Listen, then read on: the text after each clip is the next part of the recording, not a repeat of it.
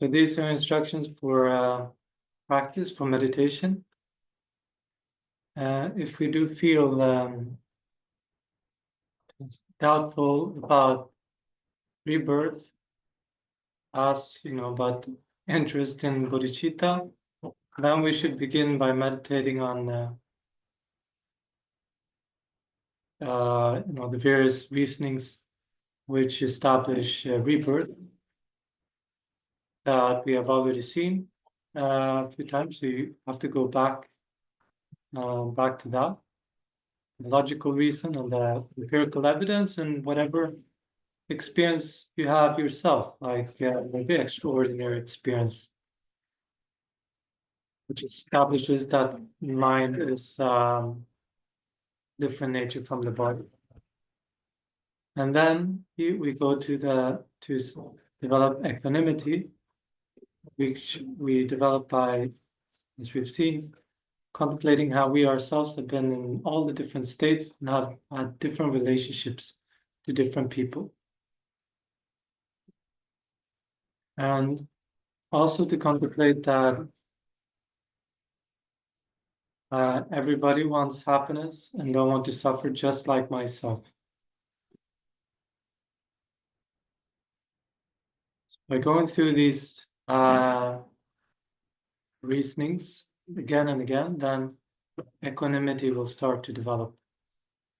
And we can even, visualize surrounding us, friends on one side, strangers on one side, enemies in front of us, and enemies being mainly those who we feel aversion to.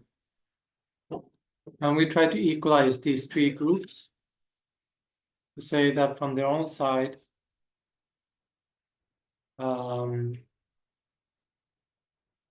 there's no inequality. Inequality comes from our own self-centered mind. Now, this doesn't mean that we don't, that we obliterate or the categories of friends, enemies, and strangers. What we're trying to eliminate from our mind is the attachment, indifference, and hostility. Not these categories. So, conventionally speaking, there will still be friends, people that want well for you, and people that you trust and that you like to be with. But the attachment, that extreme attachment, is not there anymore because of having gone through the reasoning process. There will still be strangers. Like I said, you don't go run to anybody and say, oh, mommy, daddy, were you my friend, and so on, because you were my friend in past life. No, these conventional categories still exist. But from your side, from your mental attitude, they are not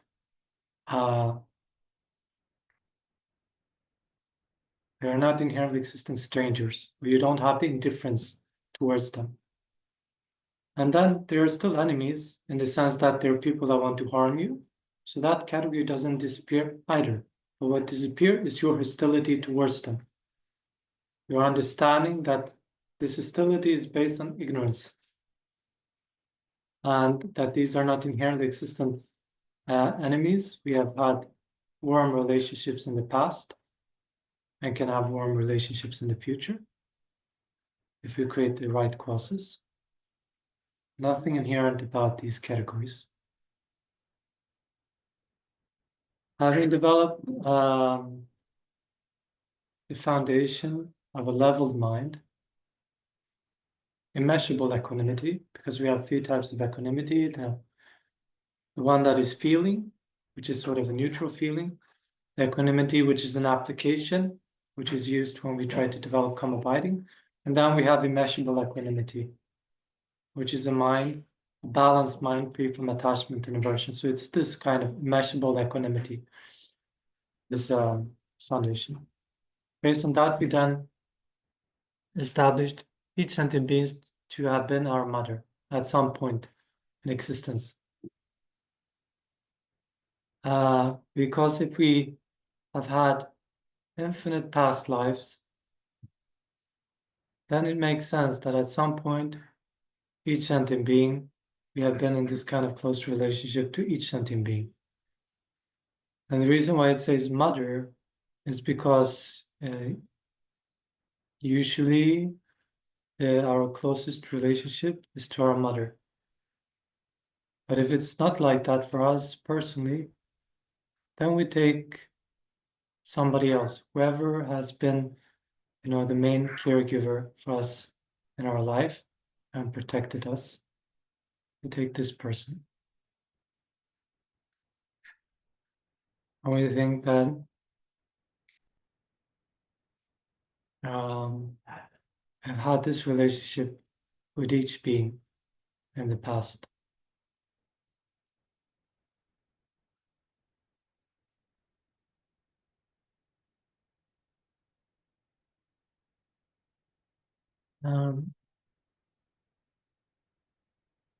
So the dearer we hold someone, the more difficult their suffering becomes for us. If we don't hold somebody dear, but we see they suffer, we don't care. And the proportion we hold them dear, the more unbearable the suffering becomes.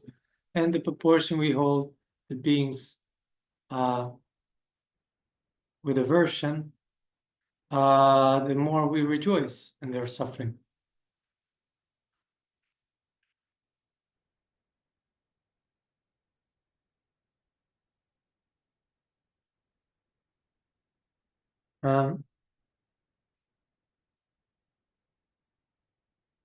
The second step is then contemplating the kindness of this caregiver, the mother. So we begin by, with individuals. We don't think about the kindness of everybody, but we think about this particular individual. So if you take the mother as our case, then we think about, the entire, from beginning to end sort of thing. We think about the kindness of the mother. Well, she held us in her womb, how she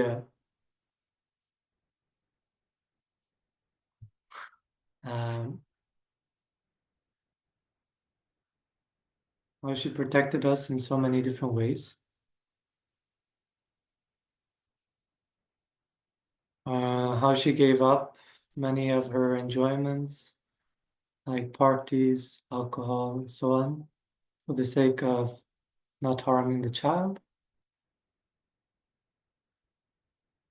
How she experienced back pain, nausea. Yeah. What else? Yeah, the various sufferings of mother, pregnant mother. How she lost sleep, income, and so on. Everything just for the sake of making the baby grow and so on. And how she didn't remember Venerable Rubina saying that somebody told me, like, well, my mother wasn't kind to me, so why should I, it doesn't make anything for me to meditate about your kindness. So she said, at least, if I'm not misrepresenting it, said at least she didn't abort you. And she told the story that in the 60s or 70s and so on, with the more female emancipation movement, in her group of friends, if I remember correctly, there was one lady, she was pregnant, I think by casual sex. I think she was, no? She was raped, but she wasn't. She didn't abort. I remember the story. Yes, she said, but she had the abortion. It doesn't matter, right? She was talking about somebody else. And the group of friends were telling her, are you out of your mind? You have to abort. You have to abort. She said, no, I'm going to give birth to the child and then give the child away. So she wouldn't fall under the pressure of her friends. She had the child. She gave it away to somebody else. And of course, this child can grow up feeling extremely hurt and will probably and bitter because the mother gave him away or gave her away will feel love and will have a lot of scars and wounds, but at least the mother did not abort the child. And then this person can say, well, I would prefer if she would aborted me. Then I would never exist. I would didn't have to go through all these troubles and feeling unloved. But that's not the case. That's not the case from the, it's not, this person would have another rebirth. And now it might have an even worse rebirth because the mother chose to carry for 9 months, giving this, her body to the child, human rebirth at least, and then do something with that. And we never think like this, that, yeah, my mother was so kind, she didn't abort me.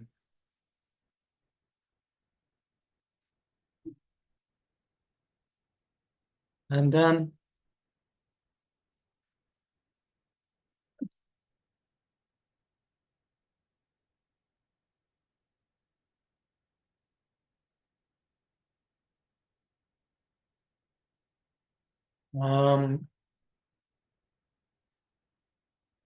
there's a sutra called the Filial Piety Sutra.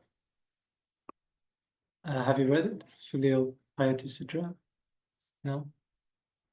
So it's about the Buddha and 500 of his most senior monks are walking outside, and along the road there's a pile of bones. And the Buddha, if I remember correctly, he prostrates to this pile of bones. And his attendant, Ananda, says, you are the world-honored one. You are the fully, completely enlightened one. You are an object of reverence of the Venerable Sangha, of kings, and so on, of the 3 worlds, of gods, humans. And now you're prostrating to a pile of bones. Why? And he says, Ananda, even though you and other monks, you have been you're my foremost disciples, you have followed me for a very long time, you haven't understood much. So these bones could have belonged to my mother in a past life, or to a kin, or to a relative, or something like that, it says.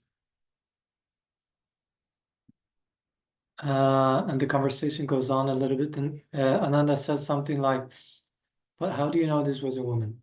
When we are alive, of course, it's the conversations are a bit more poetic and a bit more sort of ancient Indian style, but like very formal and high, not this kind of coarse language that I have.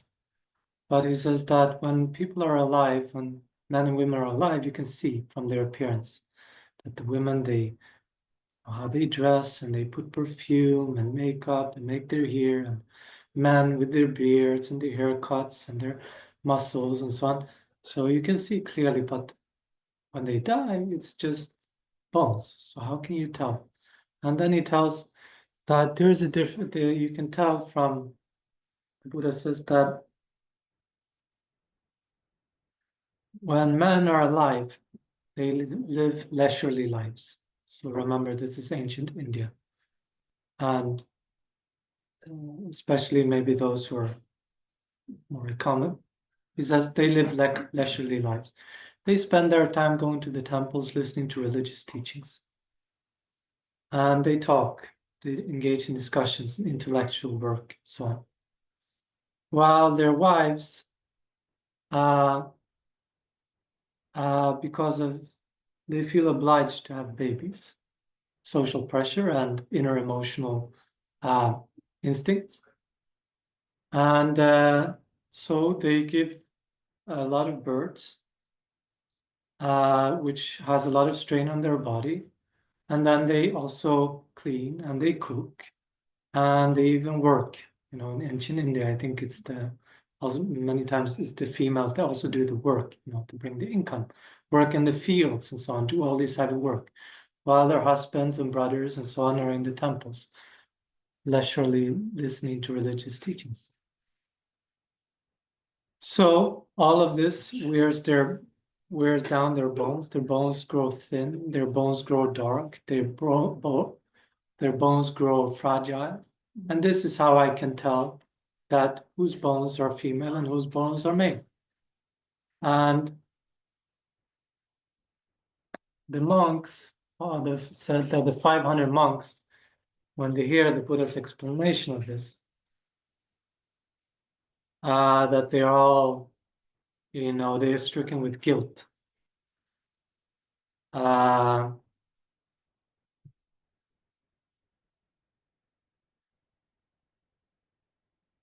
They realize how unbelievably privileged they have been, it's a male audience, how spoiled I've been by their mothers and sisters and so on,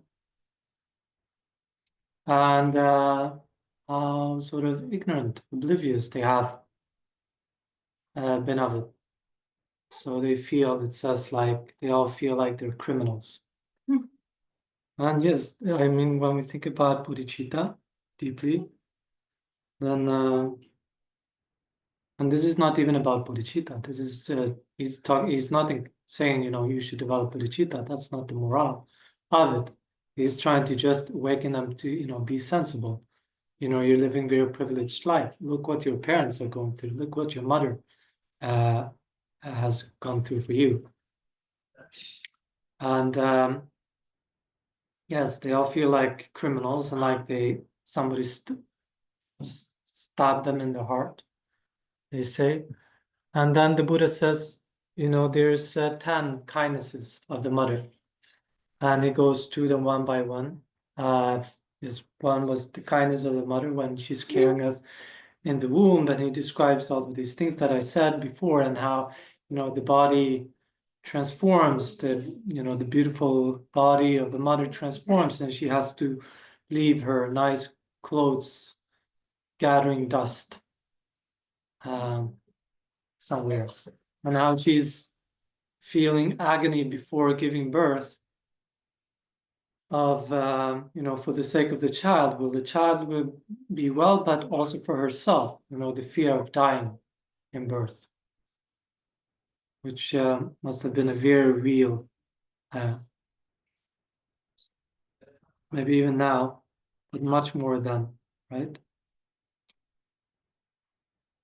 I have a question. Mhm. What I'm trying to understand is when they talk about thinking about the mother, and then there's all the objections of my mother wasn't kind to me. What matters is the level of sacrifice that someone has done to you, or something else, or your level of love to him, or because you also said, okay, so if it's not working for you to think about your parents, think about your children. So I don't know what's the essence of this. Essence, the point is to develop love and compassion. Holding somebody is dear. That's the goal. That's the goal. But I'm asking You want to about. repay the kindness? It's important to think, I want to repay the kindness. Yeah. So you have to think about the person who was most kind to you. Yeah. Okay. Yeah. Mhm. Okay. Okay. That makes sense. Because the end result of this is going to be that you will start making effort to repay that kindness. So we go through these various kindnesses of the mother and the parents in general. Then the Buddha also starts talk about the kindness of the father. How the mother gives birth in pain, how the kindness of forgetting that pain and the joy she feels of seeing the child being healthy, being alive. And is how the parents protect the child, follow the child around, making sure it never gets into doesn't fall over stairs, doesn't eat something unwholesome, etc. Always like just following like this. And their life becomes completely centered around the child and forgetting themselves. Their own sort of wants and needs, you have to flush down the toilet. I suppose, it's true or not. True. Yeah. And how much sleep, זה לטיול. the parents lose, etc., etc. And then as we grow older, how the parents try to teach the children right from wrong, diminishing their self-centered attitude, etc.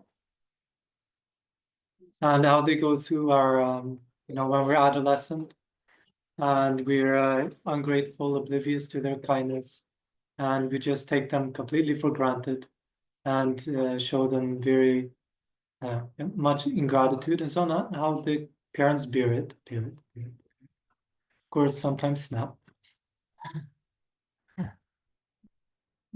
It's good, which is good, not to be too, to set some boundaries. So we use our creativity for this, the incredible kindness of our parents. We can use everything we see around us. Well, for example, the kindness of the mothers now with the hostages, how they work tirelessly, parents, I should say, or relatives, but I think in particular the mothers, how every day they work tirelessly, some of them, for their children to come home. And I was reading in the Haaretz about this, especially this particular one mother, who they say this lady is she completely lost all composure, all decorum, all politeness in the way when she was talking to politicians in media. She's He has a son there. that this kind of maternal rage and desperation are just coming up. And she's not going to give up until child is coming home. And I think that child came home, no? No.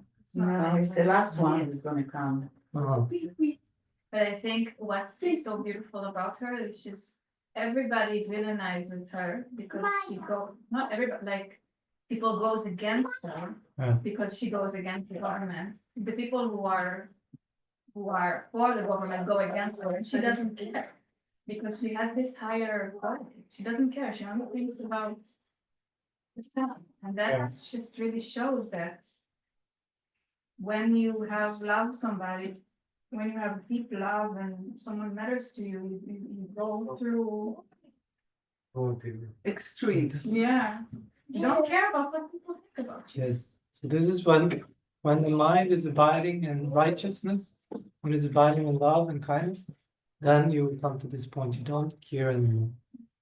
And this is also what she said in the article, because she's so sure of her righteous cause, she doesn't care anymore. So this activates some very powerful, some resources of energy which she didn't even know she had. Exactly. Which allows us to continue to fight. She has a lot of hatred as well, but we won't go into that. I see it and it makes me really uneasy. Okay. I really feel compassion towards her, hoping that she will, Yes, probably it's not like equanimity. It's not an equanimity, compassion, equanimity, love, and so on. But it's this kind of strong force. I'm willing to do anything for my child, to protect my child. And that's the same on the other side, for the Palestinians, on the West Bank and in Gaza. It's the same pain, the same desperation, and it's probably the same violent emotions that they are feeling when their children are being killed by the Israeli army. And because their minds probably will not be tempered by Dharma, influenced by Dharma, well, the result is that it might be channelized into extreme hatred. Or the mother of Hind Rajat, this girl who was killed in the car together with all her relatives and the people, ambulance that came to get her. The mother, I heard only briefly, but she said, I hold everybody accountable, all of humanity. Everybody is accountable for my daughter's death, and I will never, ever forgive anybody. The same kind of violent emotion. But there's something else that's personally shakes a bit my confidence in Buddha's saying that everybody wants to be happy. Because in some ways we see now for the first time, as I see it, an example of a species that doesn't want to be happy and doesn't even care about being happy. About what? Who doesn't want to be happy? Terrorists and the Hamas people, they don't care if they're happy or not. They have a goal. Happiness or not suffering is not part of the day-to-day life. It's not even something, they operate in a different way. Maybe as children they wanted to be happy. I'm not so sure about that either, but it's not among their goals. They don't care if they're happy or not happy. You see? They don't care if they suffer or don't suffer. I'm amazed to see. I don't think they know. They don't think know for them happiness this is is happy. I don't happiness. know.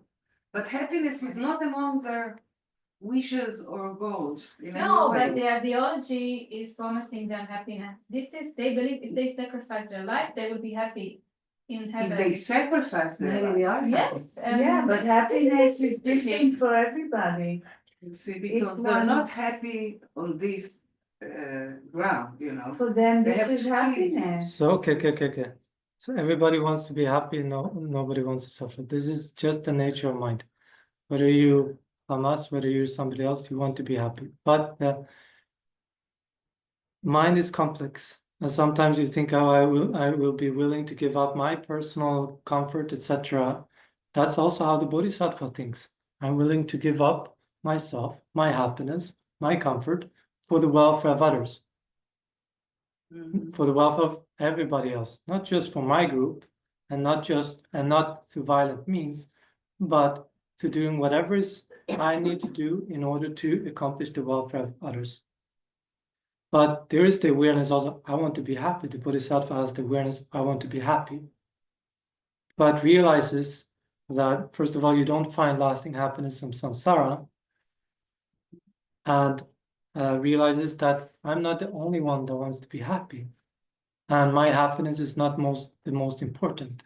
Once you have practiced the bodhicitta, the methods. Just as a mother thinks that a mother also wants to be happy, but oftentimes the mother thinks my happiness is not the priority. It is the priority of my child. It is the happiness of my child, right? So it's the same attitude, but universalized. And so for them, probably also they want to be happy, but not to suffer. But then the mind is complex. Whose happiness to prioritize, or the happiness in this life, or happiness in the future life? And then, what method am I relying on? Christiana. I'm just saying, could it be that suffering is different for everyone and happiness is different for everyone? Could it be that the mother's happiness is to see the child happy? And it could be that for a terrorist, his happiness is when he realizes his will to kill what he thinks is evil. And then all the material suffering, all the body suffering is not real suffering for him. So happiness is not different for everybody. Everybody have the mental factor of feeling. And everybody have the mental factor of feeling. Mhm. Feeling is pleasure, unpleasant, and neutral feeling. Pleasant feeling are feelings when they arise in our continuum, we want them to continue. Unpleasant feelings, when they arise, we want them to disappear. Then there are different things that makes these feelings arise in us for sure. But the mind is very much, everybody has this mental factor of pleasure and displeasure. And when there's different levels of it, it can be high bliss to sort of, to sort of, I'm a little bit discomfort, to extreme agony of pain. But we have this kind of palette of feeling within us. And it's the same for everybody. But what makes us happy and what makes us suffer, that's different for everybody. Yeah. But for them, they may be happy realizing the fact that they're killing someone, or that they think it's a good cause to kill. Sure. And this is how they're contextualized also, no? Like animals, sadist, completely sadist, they enjoy destroying, right? I don't know if animals enjoy destroying. It's like they see it's their food, Yes. What Netanyahu said was, even to call them animals, it would be to insult animals. Yes, sir.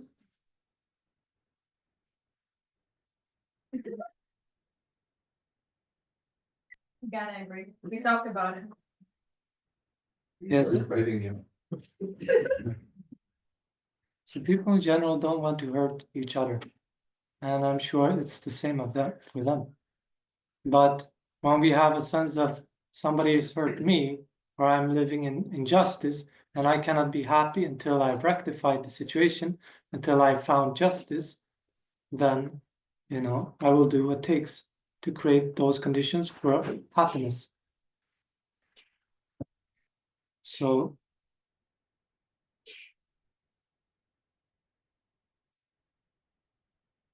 that's why we fight so much, human beings. We have our ideas of justice, and then we fight for that, and we want sort of, we think this is more important than being happy, being sort of accepting the situations we have, trying to make comfortable with that, and so on. And then because everybody has their own sort of conception of justice as well, then you get involved as well. So maybe they're parts of probably the population in Gaza, which, okay, this is not a nice situation, being under occupation. Somebody else is controlling the water, electricity, and so on, and not being allowed to leave this small area and not seeing many prospects, but trying to make something out of it. So see many videos of young people dreaming about, moving to Europe, becoming lawyer, becoming this and that, and so on, or making something out of this life. And then there are others who have sort of a different conception of justice. No, we won't have had justice until we have our own state, or until everything belongs to me, to us. They have their, and then the other people get caught up with their conception of justice.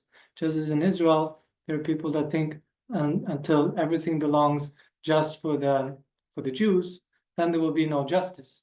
So until West Bank has been emptied of the Arabs, or until they live in subjugation, like some lady said who suggested or said that Israel needs to colonize Gaza, recolonize Gaza. She said they need to know who's the master. They need to live in subjugation, just as the Arabs do in Lod and in Haifa, in Jaffa, in Haifa, maybe she said it. What? So this. Stroke בטח אמרה את זה. What, the Arabs in Haifa and Jaffa lives in subjugation? No, Haifa actually it's an example when Jewish and Arabs live Beautifully. beautifully, harmoniously. Maybe it's just Lod and maybe it's Lod and Jaffa. Her point was that this was her conception of justice. That either we can empty the land of everybody who's not Jewish, or that they accept supremacy. Extremist, she's an extremist Yeah. many others. And she was our mother. And she was, And she was our mother once. When she was our Many mother, times. she wasn't herself. Many times, Yeah. not only once, many times. so having the conception of mother for this person prevents you from feeling hostility to this person. You see, okay, this person is coming from a certain background and so on. And But she is someone's mother. She really thinks this is what will make her children's life. But this is, Better. yeah, Yeah, she believes in that, okay. Again, everybody's ignorant. Yeah, that's what she believes. But that's ignorance according to your point of view. Again, Yeah. I think what I said before, happiness is relative to the person with, I mean, not all people believe in peace. So not all people think that peace brings happiness because if they don't believe in peace, how can they hope for Right. that to happen? Some people are living, trying to find happiness in other things because they know that peace will never happen in the world. Mm. So they take it as a given. Peace is beautiful, but it's not realistic. The same way an extreme of compassion is not realistic. So they find happiness in different ways. So happiness for one is not to have the enemy close by or have the enemy under. And for others, happiness is just to let the enemy go or not make it an enemy or make it a friend Yes. and live with it. I'm not arguing that we do find happiness in different ways. That's for sure. But to understand that the feeling of pleasure and pain that I have will not be something completely widely different from what you have. It's not like I'm living on another planet. Just as my body is made of bones, flesh, and so on. Yeah. Physically, we're so close. And mentally, we're also so close.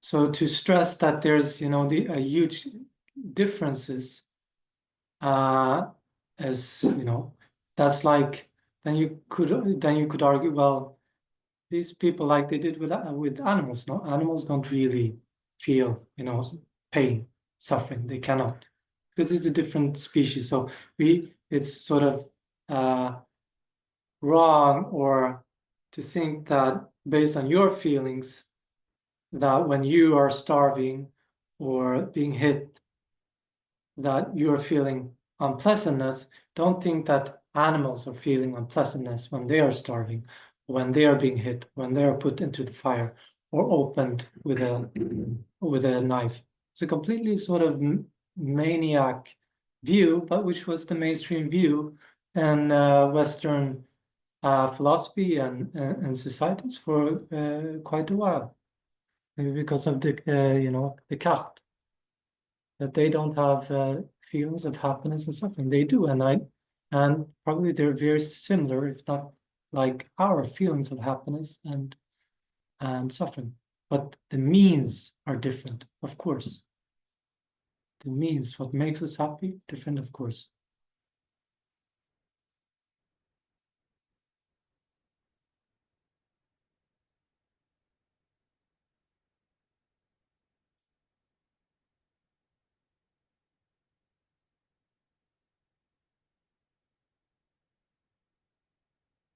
And by contemplating the kindness of one person and trying to do that thoroughly, slowly, like when we do it in meditation, not just rushing it, and also not just pushing it or like reading a list point by point. Oh, my mother gave me milk, my mother cleaned me, my mother did this. No, try it sort of slowly. And for those of you who are parents, you use your own experience for it, slowly. And then a sense of, yeah, so this is the point of remembering the kindness. And then you try to project this out to others. You can think about like individually, one person at a time. First, you can think about your dear ones, those you have close karmic connection to, then some strangers. And then when you're ready for it, you bring in some enemies that even they have been kind to me like this. At some point, since beginning this time, they must have been. Right? Like His Holiness once, I remember, like even His Holiness has been our mother, Lama Sopa as well. And I met a lady when I went to Lamrim Chenmo's teaching in northwest France. I had very good fortune to meet this lady. She was telling me many stories and so on. But she was telling me the story about how she got involved in Buddhism. And she said she was working for an embassy, a French embassy in Japan. And she was for some reason she was in India. And this was before His Holiness was, world famous, world renowned. And many people, you could go and you could have a personal audience with His Holiness. Quite easily, it seems. And she claimed she had already a few like past life memories. And she said, actually, she was quite proud of them, like arrogant about, having these experiences. And she would go to a medium in Japan from time to time and discuss sort of various peoples in her life, like how do I relate to this person, how do I relate to that person, and so on. And the medium was quite like straightforward. This was that person, that was that person. Actually, the one that wanted to become her boyfriend or husband was her mother in her past life in Turkey, of all places. And she had been separated, she had been kidnapped as a child. And somehow she could realize the extreme devastation, the sorrow of the mother, the husband, or the guy that fancied her in this life. And so she went to this medium for a sort of consultation. But now she was in India and she wanted to see His Holiness. And she said that there was a line, and right in front of her was a girl, a Westerner, blonde, beautiful, and she was having this conversation with His Holiness, and His Holiness didn't look. She said didn't look so. He was not so interested. Like maybe it wasn't so worthwhile conversation. And then next, it was her turn, and she said, "Oh, I think she said like His Holiness seemed to be very happy to see her bride and so on." And then she started to tell His Holiness this and that and about background. And then she got to the point. She wanted to talk about her past life experience. And she said, well, His Holiness didn't look very impressed. And eventually he said, many people have these experiences. 1, 2, 3 lives to remember. This is nothing. You should remember 10,000 lives. He told her. So really, he lowered her pride. And when she came back to Japan, she had a photo with His Holiness. And like I said, this was before His Holiness was world renowned. And she asked the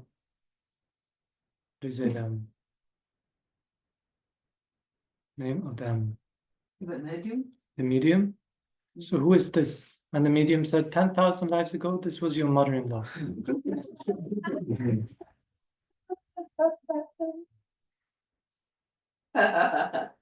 And well, her stories just got more and more like sort of wild and fun and so on. But so she was, and I'm very grateful she told me many of these stories. But for example, so this guy didn't give up on her. He really wanted her, really wanted to marry her. And she felt, oh, we don't need to marry. We have a good relationship as it is. Why marry? And she said when she had a conversation with His Holiness has sort of slightly sort of suggested, oh, marriage is good like this, because as a monk, you're not allowed really to get people together like that. But he said that, yeah, marriage is a good thing, if you choose for this sort of life, then. So many closing conditions came together, and at one point they were in France. They had been in Paris to listen to teachings by His Holiness, and they were going back to India. And they didn't. So when they were at the airport, they saw some Tibetan Buddhist monks, and they went and asked, who are you, and so on. And they said, oh, we're on the entourage with His Holiness. And they got, oh, His Holiness is here? Yes, and he's going on the same plane as you. So at those days, you could change your tickets easily. So they went up to the counter and asked, okay, we want to sit close to His Holiness. And apparently His Holiness was in business class, and they could only go to economy class, but His Holiness was right in the back of the business class, if I remember the story correctly. So they could go right in front, so they could sit right behind. And as they were there in this process, the man, cheeky as he was, he said, let's get married. Let's ask His Holiness to marry us. And she was all confused. Oh, I don't want to get married, but this is a great opportunity, and blah, blah, blah. So they asked His Holiness to marry them. And he was happy to do. So, they turned, if there was a curtain there, they turned, and they were sitting like this over the seat. No, I think they were sitting in front of His Holiness. Yeah, like they could go to the seats in front of His Holiness just for the marriage ceremony. So they were sitting in front like this, and then His Holiness was reciting different prayers. And I think then tying, taking a rope, tying a knot to someone, now you're married. And as they were doing the ceremony, marriage ceremony, they could see, I don't know if they had screens at that point, but they realized that the plane was flying over Turkey. Unbelievable.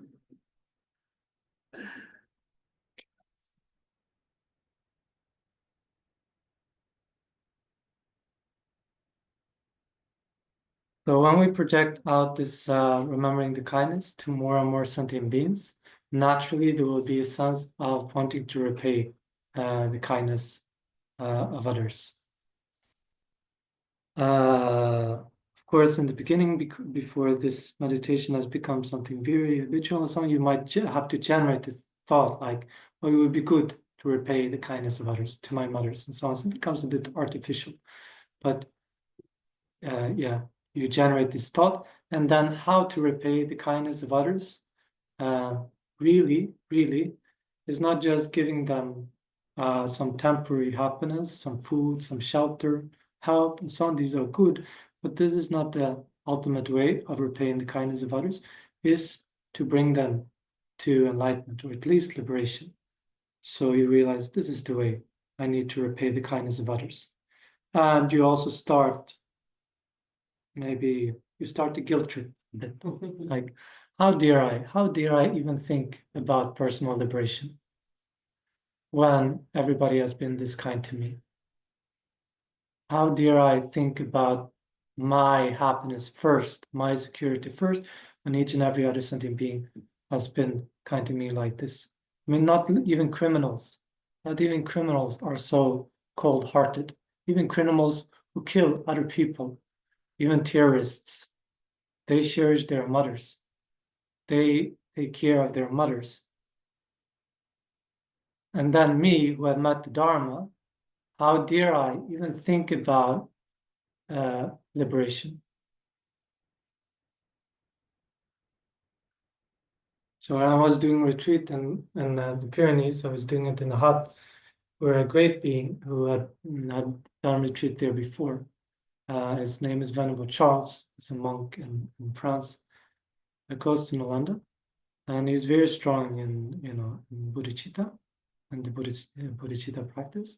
And I was going through some books and the bookshelves, and I then some notes fell from the books, and they were full of these kind of reproaches, self-reproaches about when everybody has been this kind to me, and he was done this and this, how dare I, what a criminal I am, what a animal I am to think about. I don't know exactly the words he was using, but this kind of self-reproach, how dare I think about a personal liberation? And I'm sure if he had practiced for personal liberation the way he practices for complete enlightenment, he would be an arhat already.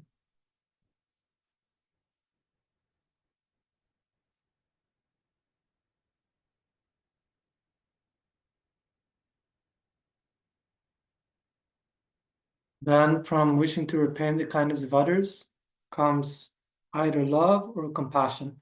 depending upon whether we think about sentient beings being deprived of happiness, or if we think about sentient beings being overwhelmed by suffering. So then you think about how sentient beings are deprived of happiness in various ways. You know, how they even lack coarse levels of happiness in this life, how they lack happiness as they travel throughout different types of existences, and then how they lack the happiness of nirvana, and how they lack the happiness of complete enlightenment. And in this way, you can include all sentient beings, even great bodhisattvas. You can include in your scope of love. So even the great bodhisattvas are an object of compassion for another bodhisattva, unless they are your teacher, because you don't include your own teacher and in compassion and love, because you try to see your teacher as a Buddha. They already have perfect happiness. Whatever suffering they have is an aspect, it's a manifestation. Then with suffering, you contemplate the 3 types of suffering, which should come easy to your mind because you have already contemplated the middle scope. So you're familiar with this. So one click on the button on suffering and everything comes. And you just apply this to this person, that person. Yes, they have the coarse level, they have the suffering of change, and they have the all-pervasive suffering. And it's unbearable. Why? Because I'm holding them dear. So it's like seeing your own child suffer, or seeing your own mother suffer.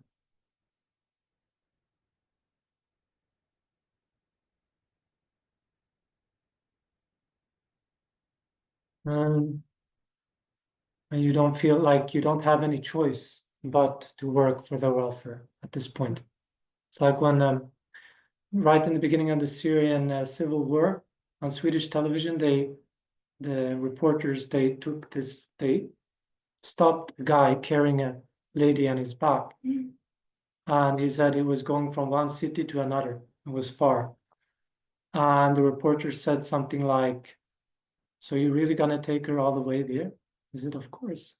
It's my mother. I don't have any choice." So Yeah, Syria is huge. Yeah.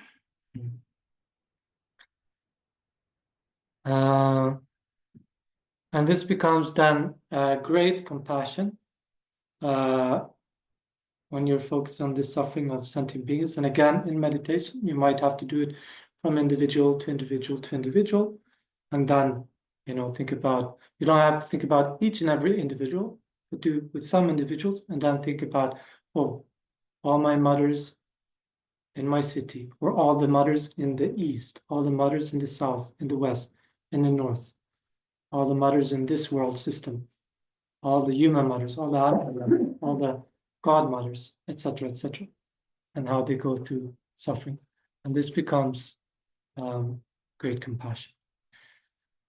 Now, great compassion is not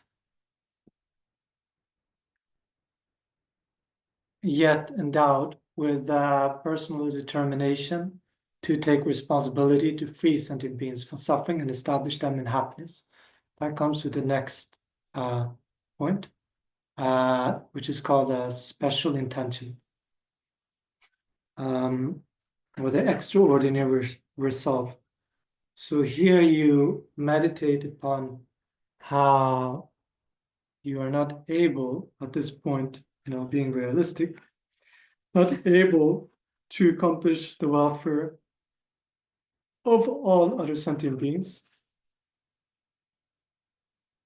And you're not even able to accomplish the welfare of yourself completely, because you're under the power of karma and afflictions.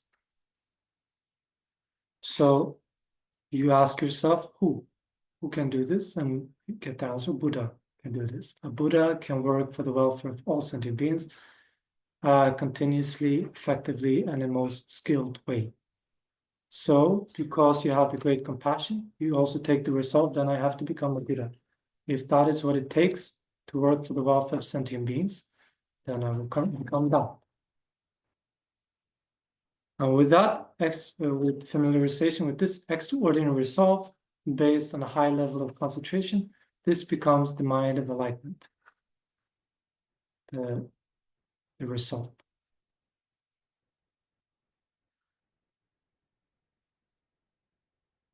Having generated the mind of enlightenment, you have entered the Mahayana path. So that's the only entryway to the Mahayana path.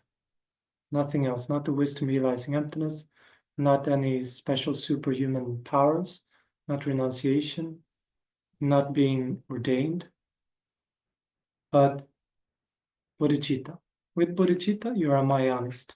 Without bodhicitta, you are not a Mahayanist. As Tsongkhapa says, even if you listen to Mahayana Dharma, but lack the Mahayana motivation, you're not Mahayanist.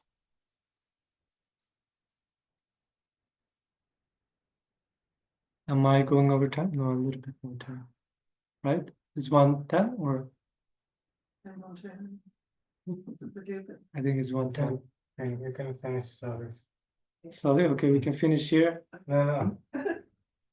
Okay, slowly. Then we have to see after when we generate bodhicitta, then we have, if we could realize this,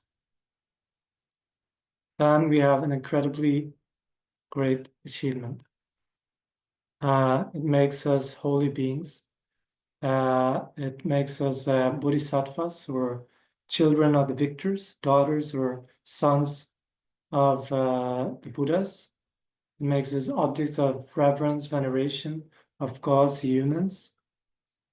And it has a lot of benefits. Even if you don't ask for any benefits, you get perks from being a bodhisattva. Tell us about the perks. Ask something? Yeah. Earlier you said that bodhicitta is so far beyond compassion.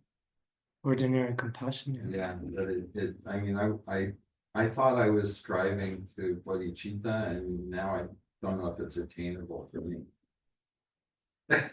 You know what I mean? It's like, yeah, I'd love to feel the infinite, unlimited, boundless love, and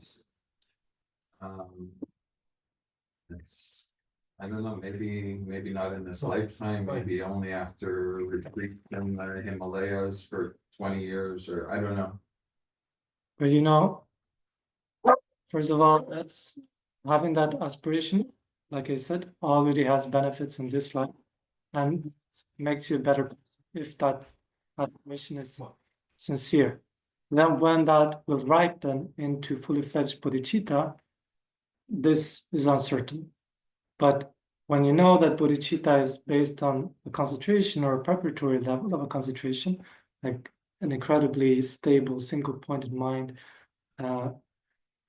then you know that, well, it's can be a bit far off when it's difficult to, just keep your mind focused on your breath for a few minutes. Also, compassion, that it is completely unbiased, equanimous.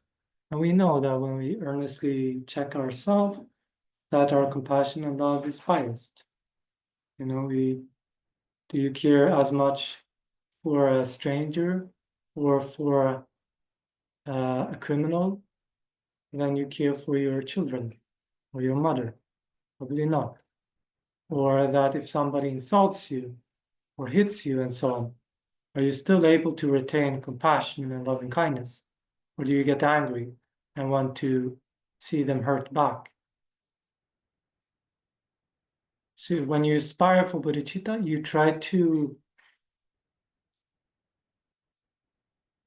de-block yourself from that kind of compassion. You see that this is the goal, but this is the reality. But I'm trying to get there, and I'm trying to create the causes for there. So instead of running after hatred and anger and resentment, retaliation when something bad happens, I'm trying to steer my mind somewhere else. I'm trying to steer towards bodhicitta. Instead of following attachments, self-centered attachments, when they arise, you say, no, I'm trying to steer my mind towards bodhicitta. So when we strive for bodhicitta, we see the obstacles that are rising in us. Is it But it- possible that we had bodhicitta in previous lifetimes and we lost it? Because when you first generate bodhicitta, it is called earth-like bodhicitta. Earth-like? Yeah, we speak about the 22 bodhicittas.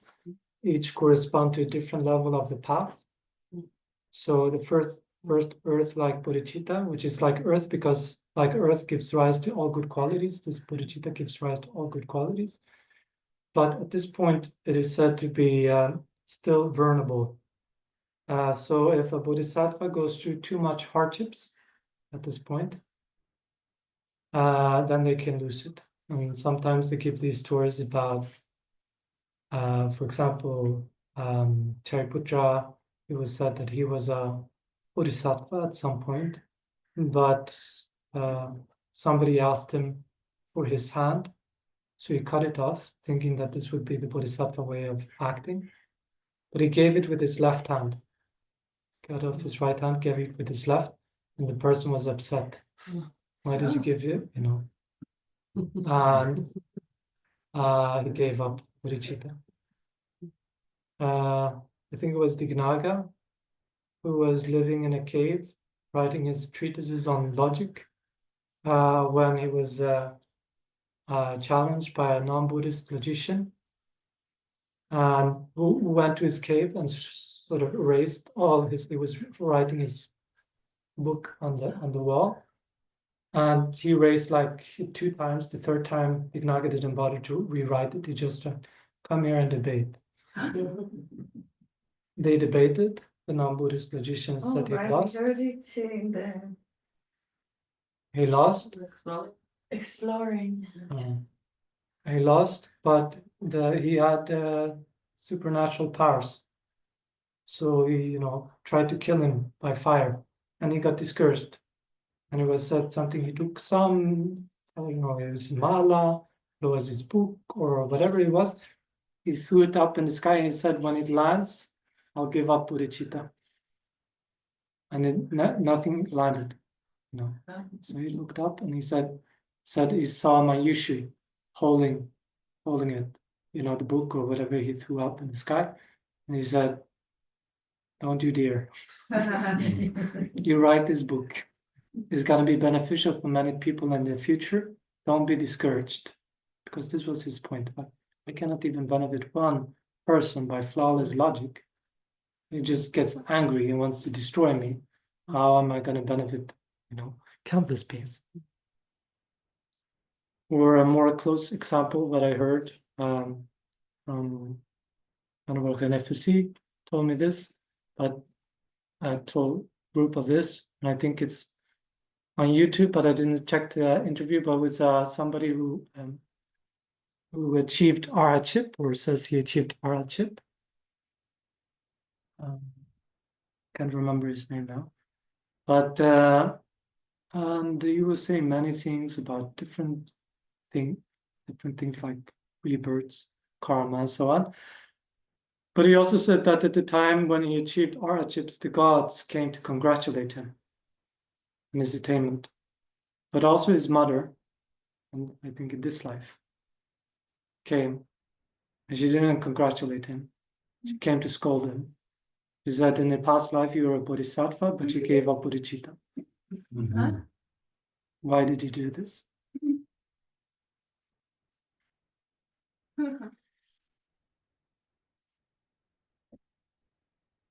So you enter the Mahayana, the bodhicitta, but then you also have to practice to strengthen bodhicitta and to create the 2 collections of merit and wisdom, because what you're aiming for, what you're striving for, is the bodies of a Buddha, the 2 bodies, or we say 3 bodies or 4 bodies, how we divide it, are the Buddha, the wisdom truth body and the form body, because this is which will allow you to accomplish the welfare of others and also accomplish your own welfare ultimately. But for this, you need to create the 2 accumulations. And maybe we talk about the 6 perfections after lunch. And when will we be back? I don't know, Okay. it's up to you. We have a lot to eat today. Love to eat. You had a big deal today. For the past two?